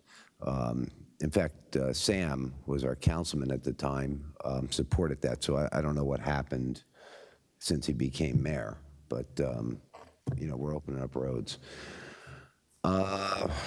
Question, Hannah Road, the ongoing water that all the people on the north side are paying in their sewer bill, And everybody that's got Edison water on the south side, well, you're paying in your sewer and your water. Are there talks? Is there anything going on between the legal firm or the administration and or are we just sitting back, allowing the water just to run, and we're not even having conversations? If our administration would like to address? Sure. So we're talking about a private residence with Victoria. This is something that they have to fix. Our due diligence is to turn it off and turn it back on. It's my understanding it's still leaking, and that is the responsibility of that condo association to make sure they remedy the issue. So my question, I guess, is the water that's flowing out, right? Who pays for that water? Is that Victoria Park that's paying for that water? Or is that the Edison Water Department? Or is it that we don't know and we have to look into it? I'll confirm with our water utility exactly the run-on water, what is the charge for it? Okay, I guess we don't know. We're going to look into it. Okay, let's move on to better things here. The letter for the nurses, how do we do that? Do we propose to put that up now?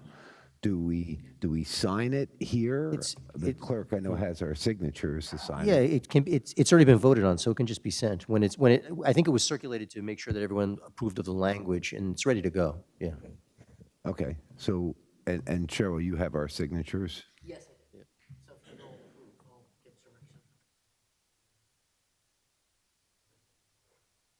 direction. I have comment on, or a question on that, if Okay. you don't mind me asking. Originally, well, in the current letter, I don't believe Councilman Coyle's name was on there. I believe that, though he had stepped aside to use the He was bathroom, out, yeah. I think he should be afforded the opportunity to be included on the letter, if that's agreeable. Perfectly legal. And then likewise, I know my name was on there. I had abstained. Since reviewing it, I'm in agreement with that. So if it's okay with council for my inclusion as well. Thank you.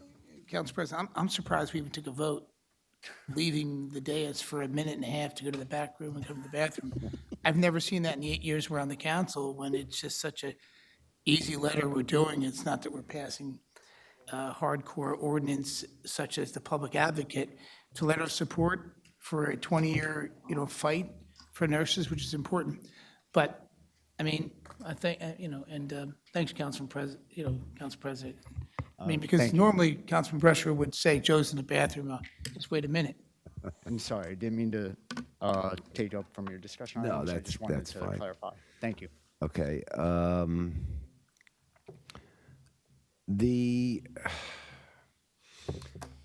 I'd like to, we talk about Amazon, right? And everybody comes and everybody's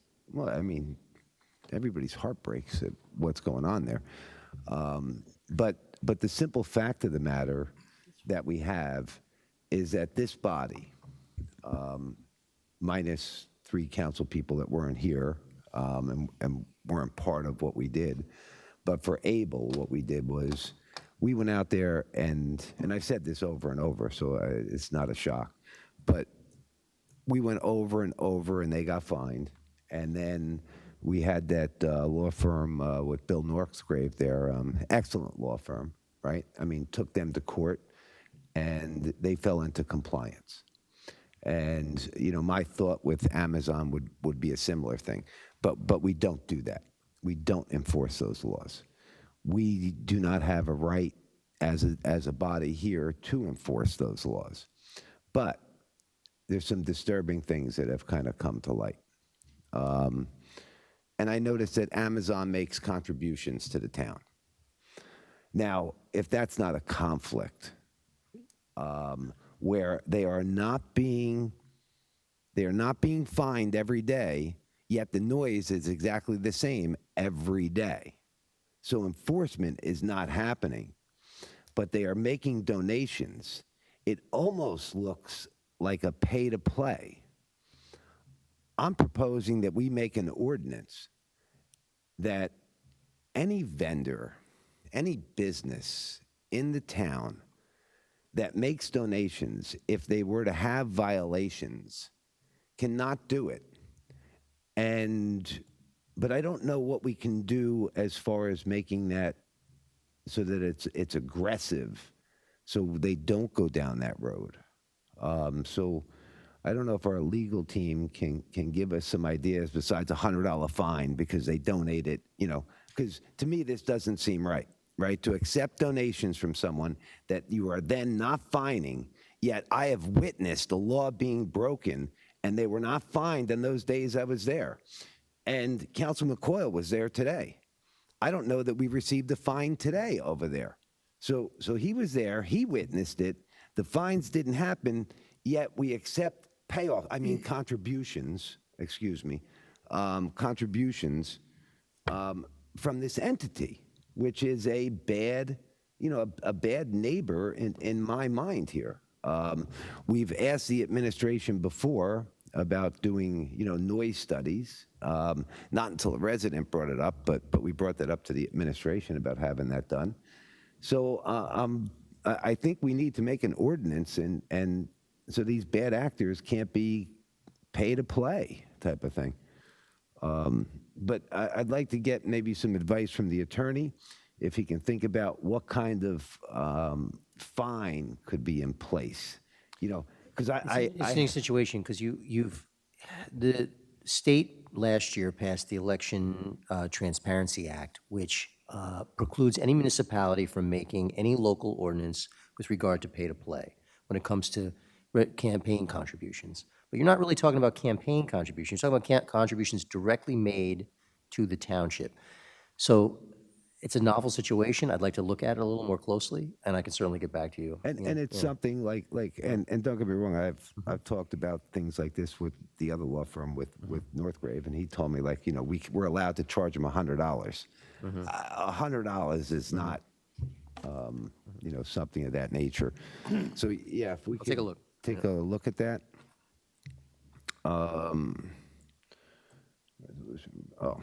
Okay. Now here, because I'm not an attorney, I have some questions here. I received that redacted vet report, and I've spoken to some other attorneys, and they told me that there's reasons for redactions. So the first sentence says, our hospital has been the veterinary hospital providing veterinary services to Edison Animal Shelter and other shelters for many years. That sentence, what in that sentence should be redacted? You're saying the sentence that was not redacted? No, this sentence was redacted. Okay. I can't comment on any sentence that was redacted at an open public meeting. I'm sorry, I can't do that. It was redacted for a reason, and if it was, I can't then now violate that redaction by speaking about it publicly. Okay. So then it has been me personally who has inspected the shelter the last few years. Nobody has found anything wrong in that, but yet it was redacted. So when you redact stuff as an attorney, you're supposed to keep a list as to why, right? Now, if you're last saying- time I yeah. asked Lou to do that, Lou said I can go back and do that and then charge Edison. Well, I think you guys actually owe us an explanation for each sentence here as to why this was redacted. If you're asking for an explanation as to why a document was redacted, I can certainly provide something in writing to you. Well, each line, like the lawyers. All the lines may fall under the same reason. I can't say as I sit here with you now, I can't do that, but I can certainly do that in advance of, not maybe Wednesday, but after our next meeting, I could do that, yeah. After Wednesday's meeting. Yeah. Okay, because I have to tell you, I'm at odds with this because I almost really want a judge to decide this. Myself and your firm can't seem to get aligned on maybe what could be redacted and what not. You know, I mean, like I said, that line there, I'll just read it again for the public. Our hospital has been the veterinary hospital providing veterinary services to Edison Animal Shelter and other shelters for many years. What in that line would be redactable? Haven't found one attorney to say that there was anything in there. So I'd like to, get this formally from your firm. I also, Oprah requested the email that your firm sent to the business administrator with the redacted copy, because I'd like to see that original email with that original redactions. I just find it hard to believe that your firm would have done this type of redactions. So I'd like to get it. I understand you can't get it for Wednesday, but can I get it by the end of the week? All the basis for each line of the redaction? Yeah. I don't know if I can commit to this Friday. I can certainly in advance of our next meeting, I can do that. Well, okay, that's unacceptable. And the reason why I Well, say you that asked, is, so I gave you- No, yeah, no, let me yeah. tell you why. Because I get it at 4 o'clock, right? Can I get it for Wednesday the following week? Certainly, I can make that happen. Okay, Absolutely. that's yeah. right. Okay. Okay, that would be it, Council President. Thank you. Thank you, Councilman Brusher. Councilman Patil? I would pass on, I will come back, but, Councilwoman has to go, so I will give it to her. Okay. Councilwoman Bishop Freeman? Yeah, just a little over here with, when I received the magazine from Carteret, I noticed that why can't our Illuminator, why they can't get sponsors to pay for that information that we get, that personal information with the Illuminator? Because when I looked at their magazine, it was just so beautiful, and it had people who have ads in the magazine, so that we wouldn't be spending $60,000 to $100,000 on that. Just a thought. All right. So I'm glad we're recognizing domestic violence. It's very, very important, and breast cancer awareness, because that's very dear to my heart. Because I had some friends that had it, and after 10 years, it came back, but it came back fiercely. And it took some dear friends away from me, very, very, very good friends. So I'm with that.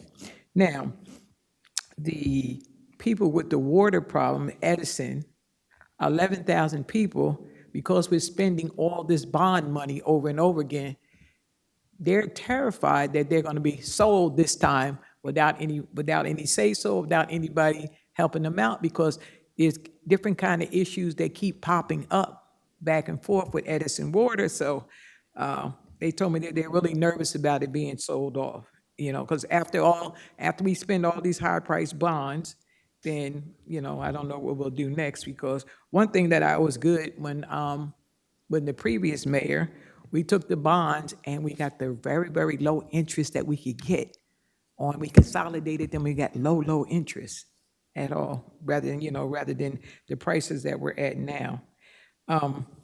Also, the person asked me this, since I guess we are hiring all the people from Edison, that's what I heard, I don't know. But they asked me during the interviews where all the people from Edison that were interviewing the people, because if you're asking somebody about how they feel about Edison and how, and they're from Edison, they want to know, are all the people on the committee that's interviewing them for any position whatsoever, are they from Edison at least? Can you answer me that? The people that are on the interviews, they want to know if the people are actually from Edison that are interviewing them, because they know that they have a vested interest. And if you're from another town or another place and you're asking me how I feel about my town after I've been here for a while, they want to know if the people that are interviewing are actually people from Edison. I'm trying to follow your question. We have an On the HR interview committee, very simple, on the interview committee, are there people from other towns, and they're just not, everybody's not from Edison that's interviewing them? Are you asking if individual employees are I'm Edison just asking residents? I'm asking on an overall thing, employees, committee, commissions, whatever. I'm not quite understanding your question in terms of You're referring to employees, supervisors of sorts and, No, I stated like the whole Edison. This is Edison, Edison first. I just wanted to know if the people on the different commissions and the committees, are they interviewed specifically by Edison people? I'm not even getting into your employment. I'm just getting into other areas, okay? Commissions, committees. if I could just get clarification from the council president, I'm trying to follow. That's question is that hard? No. Okay, all right, it's that hard, sorry. Another problem is that, well, I'm union strong because I believe that in the letter that we are writing and sending to the official people, normally I write those letters myself without even a lawyer's help. And I've sent letters to Senator Booker in reference to our Job Corps, because I think it's very important because everybody doesn't see college as their future, but there's a whole bunch of other professions that make way more money than me, like the plumber for about $400 an hour. But there's other professions also, and that's why I wrote a letter to keep that going and to make sure we keep that moving right along. And the other problem is still up the street from me, we're still having tankers, and I'm like really paranoid because it's like a salvage yard. So if someone can get me the zoning, if someone, whoever, whether the BA or the lawyer, can get me the zoning for Route 1 where the Office Depot used to be, and the others, and back there by Akbar, I would just like to see what all that's zoned as. Because, I mean, it's like horrible when I go there, back when I just drive down the street, and it's like heartbreaking to see all of that. And next month, November, is prostate cancer month, and I'm hoping we do something for that, because we did very little for women, for women's cancer awareness. And when we came to the planning board, I think was it last week or so, a whole bunch of people came from the neighborhood. I think they were from Clara Barton, and they were told after that, I was like 50 people or more, they were told after they got here that the meeting would be postponed to November 20th. And all of them were very, very disappointed because it was such a large amount of people to tell them at the 11th hour that that would happen. So that became a problem. And last but not least, I would like to tell Susan Russell, because she's probably listening online, to stop just throwing a sentence out about me without the proper context. Just throwing out a line here or there, like don't even put my name in the article if you're gonna throw something just out like that. So, that I'll let her know that. All right, so I already talked about the rain dates and all that, so, all right, thank you. Thank you very much. All right. Thank you, Councilwoman Freeman. Councilman Patil? Thank you, Council President. In fact, I had a long list. That's why I asked Councilwoman to start first. I gave probably 10, 12, 15 items last council meeting, so I'll again go back and will ask the status to Council President. Question to administration. The speed limit signs on Oak Tree Road. The road is nicely paved. Traffic is flying. 55, 65, they don't notice, and there are no speed signs. There are hardly any speed signs there. I brought this issue probably 2-3 years ago. No luck. So I think, we need to, at least with the new road, hopefully we can do some better thing. Kilmer Road needs striping. There are 2 lanes, don't know what is turning left or right. There is no middle lane there. Hana Road water, my council colleague already covered. The fire hydrant test for all the public-private that falls under Edison Water. This needs to be moved very fast. We need to get in compliance. Update on Rahavi Inman Street signal. I know we have the Chief Dudash. He mentioned he will look into that. But again, this is my request.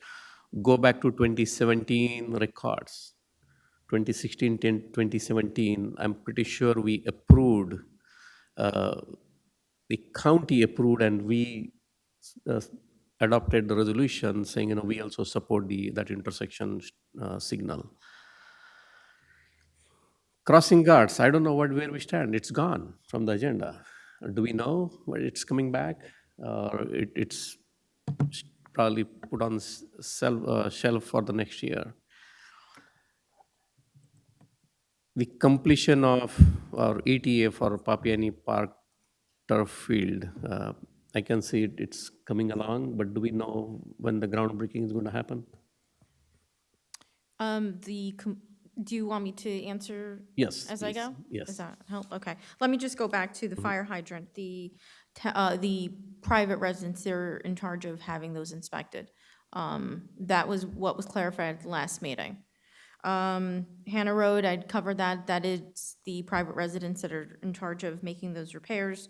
With regard to some of these intersections you'd mentioned, those are ongoing with our police department. I believe they've been in contact with several residents, including having some meetings. Crossing guards, we're going ahead and maintaining the crossing guards, and we're going to negotiate that contract. Turf field, we're hopefully going to finish that in the next few weeks. And then we'll obviously let the council and everyone know groundbreaking for that. Perfect, thank you. I'm going back to the fire hydrant. Again, even though it is a private property, township will not do it, but we still need to bring them in compliance, one or the other way. The way the Middlesex Water Company is doing, they are testing and they are charging the townhouses. So somehow we need to make sure that we are in compliance, that the fire hydrants are working. God forbid anything happens and fire hydrant is not working or not operational. I don't know how our fire guys are going to handle that. If I may, Council President, our fire chief is here. That's fine with me. Councilman Patil, you okay with that? Yeah, that's fine. Thank you.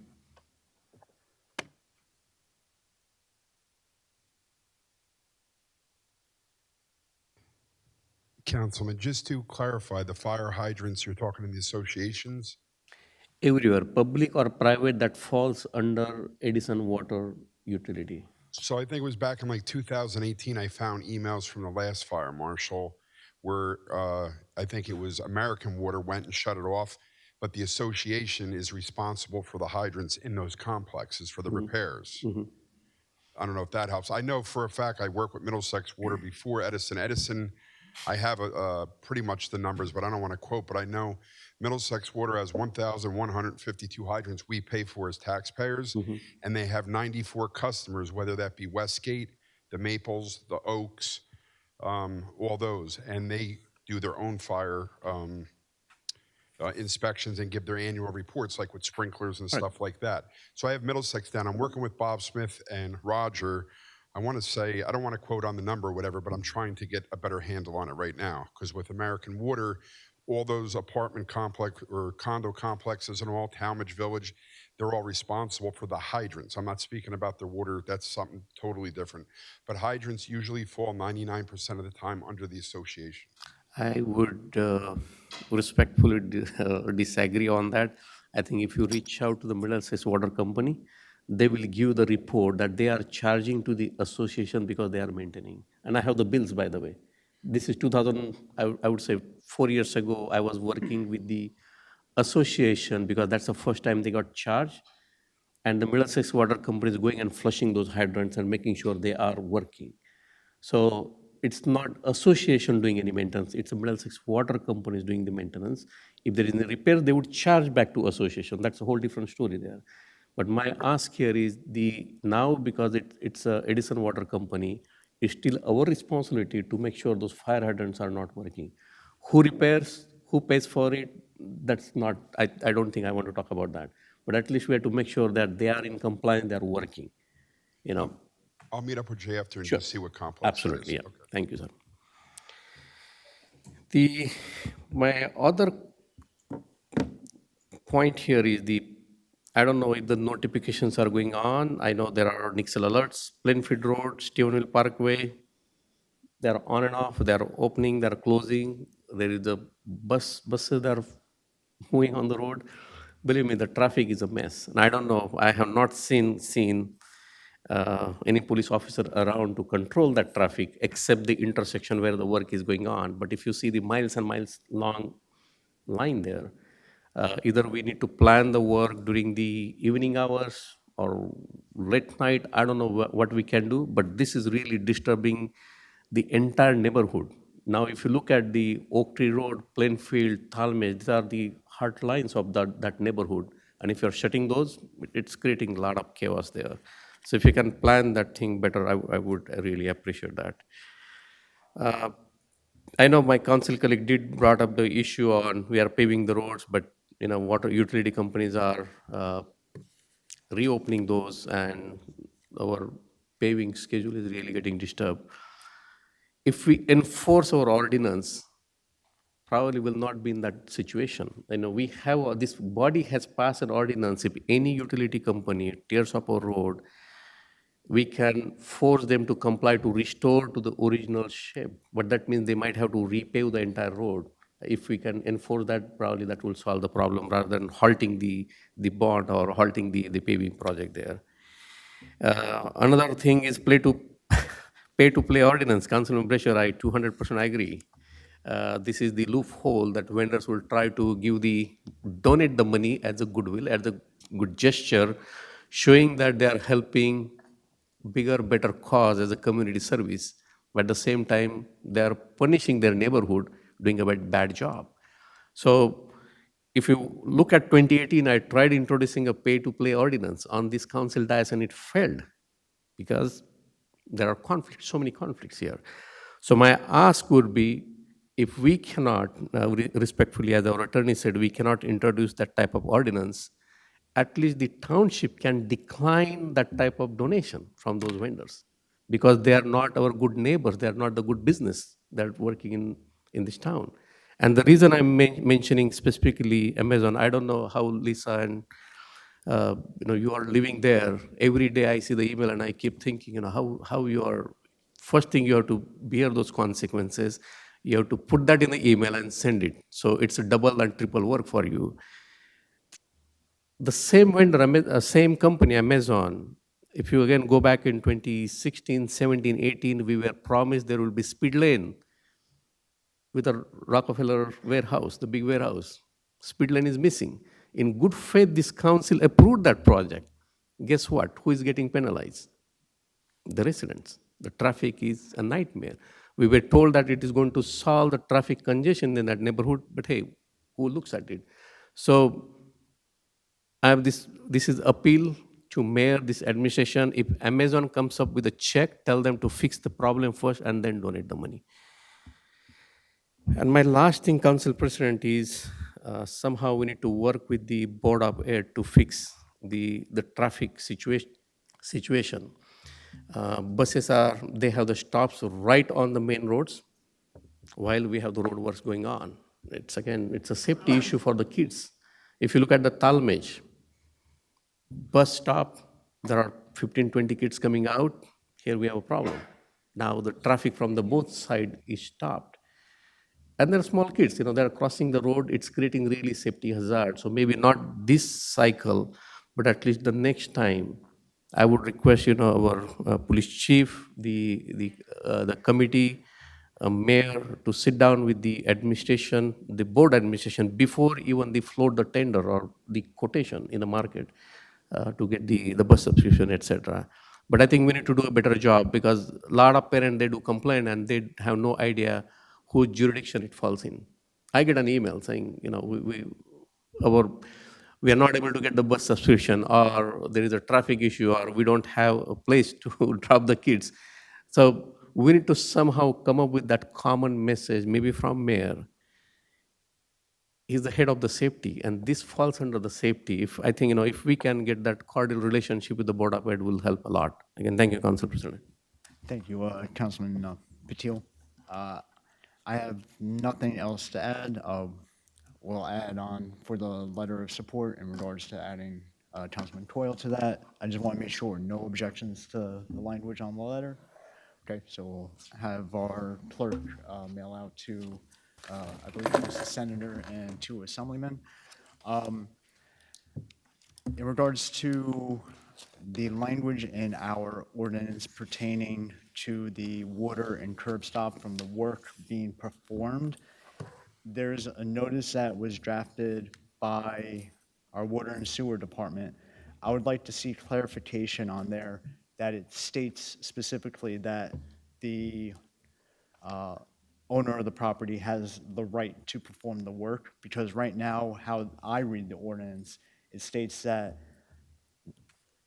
anything from the curb cannot be touched and is subject to fine.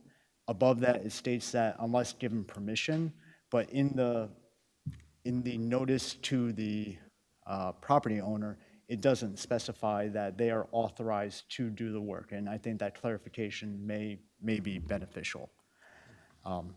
With that, nothing else on my end. Any other discussion items? Council President, Yes, Councilman Toyle? I want to add to my discussion items, and I would hope that I can speak to the water director, sewer director in the future, but through you to the business administrator. As far as Hannah Road, Victoria Park, where does it come apart? Well, two things, I guess. The first thing is, it's my belief, it's my opinion, I would hope we can find a way to fix this issue. And the other part is, could we at least get an estimate of understanding of what's involved? And I don't know what parameters we can take to find that out. Are we talking about a $100,000 repair, $50,000 repair? I just don't know. The other part is, through our fire chief, could he look at the area to assess what the winter's going to be like? I mean, if the HOA, it has an issue funding, or there's some fail-safe issue somewhere, the Department of Health and Public Safety and fire have to meet to understand we have an implied consent to make such repair if the public is in a situation where they can be hurt or harmed. And we have older people in the area, they can slip and fall, break their hip. If this is $1 million repair, I understand we have some challenges, but if it's a repair to go in and shut off, and it's and what I don't identify yet is it in the main road? Is it past the curb line? Is it on the grass line going from the curb to the person's home? I can't compare what's been done in Newark for homes, with lead, but there's got to be a part to where we have to act and do something, because winter's coming, and I hate to see it sit there and leak. So I'm just curious if we can get some rough scope of what we're involved with here. And if we do go in because the chief believes it's a hazard, the health department believes it's a hazard, and we have some implied consent that we need to act because it's an imminent hazard, then perhaps we can put that cost onto them for a further matter to discuss. But the fact that we're doing nothing, and I'm not saying that's the correct position of the administration, but for me as a council member, it's important we try to help here. And we do spend a lot of money in many areas throughout the last 5 or 10 years that may not have been the control of this administration, how things were done and how they're done now. So there's a lot of confusion out there where the responsibility lies, and not everybody is educated to understand what's a right-of-way, what is included in their HOA. I know what's included, and I understand the argument of the administration, but a typical resident would not understand that. And we have that responsibility to understand whether this is a hazard and what it will grow into between now and February. So I hope we can just urge to at least act to get a scope of work and understanding what the threat is before we just let it sit there. I'm feeling like it's just a shut-off. Maybe I'm wrong. I'm feeling maybe it's a small dig, a repair. I just don't know. But I just want to get to that. Thank you, Council President. Thank you, Councilman Toyle. Yes, to our business administrator. So what the water utility did was go shut it off, and it continued to leak. What the administration can't do is perform any work, like excavation work. So what you're asking is for us to look into, but we wouldn't be able to do anything without actually performing any work, which is what we can't do on private residence. And my point is, and I don't disagree, but if it's an imminent hazard where the ground underneath the soil of the pavement starts to deteriorate and causes another unsafe hazard, we have a responsibility to act. And if that's our fail-safe to get in there and make this a repair and work out who's paying for it, today I just want to see the residents safe. Arguing who's paying for it, you know, some people can say we just spent $150,000 on lights. If this is a $50,000 repair, let's act and do it if we feel it's an imminent hazard and we have to act. That's where I'm at. Because sinkholes happen. I mean, whether you know, some people, believe it or not, it's happening, and I just want to know where we have our implied consent to enter the premises and identify the scope of work because it's a hazard. If there's no hazard, then obviously we'll have to stand back, but we're entering the winter and it's a concern. So I'm just curious from his point. Thank you, Council President. Thank you, If he was here Councilman today, I'd ask those questions. And last meeting, I couldn't add it to the agenda to discuss it. It was a combined meeting. It's not my fault we're having these long combined meetings, but this is a priority compared to all the things we talked about and all the times other people talked on this dais for lengths of time. I'm not pointing to anybody directly, but this is serious to look into. And they've come here, they've complained, they wrote a letter. We need to act to find out what's going on in some layer of management before it becomes a health hazard. And we have that reason because if it's a health hazard, we have that responsibility to act because it's an imminent hazard or potential imminent hazard. We've done it before. Thank you, Council President. Thank you, Councilman Coyle. Councilman Patil? Council President, and I just want to make a comment on what Councilman Coyle said. You know, I spoke to Mayor several times on this topic, and I said, can we get things fixed first before it is too late? That's number one. And number two is we need to provide the transition time. We can't just pull the plug and say, here, you're of your own, because these associations are not capable enough to do that type of work. So we need to give some transition time, and that was my request. But again, I don't know where it stands. But I miss one thing to ask Sonia is, and again, it can go to health and the fire, is 715, 719, and 723 New Durham Road. I think the 3 or 4 houses coming there, but that property is in very bad shape. The trees are cut down, they are lying all around, there are mosquitoes around, so it's a health hazard there. So resident reached out and asked me, and I said, you know, that's the first priority for this administration to make sure that we clean the property, or we enforce, or we ask the builder, whoever the builder is, to make sure that he's going to be a good neighbor of that the neighborhood. And this is what goes back to Amazon. If these developers or the businesses are, if they are not a good neighbor, then it defeats the purpose of bringing those retables in the town. So if you can please follow up, again, address is 715, 719, and 723 New Durham Road. Thank you, Council President. Thank you, Councilman Patil. Any other discussion items? Seeing none, can I get a motion to adjourn? Motion to adjourn. Second. Motion by Councilman Patil, second by Council Vice President Harris. All in favor? Aye. This meeting stands adjourned.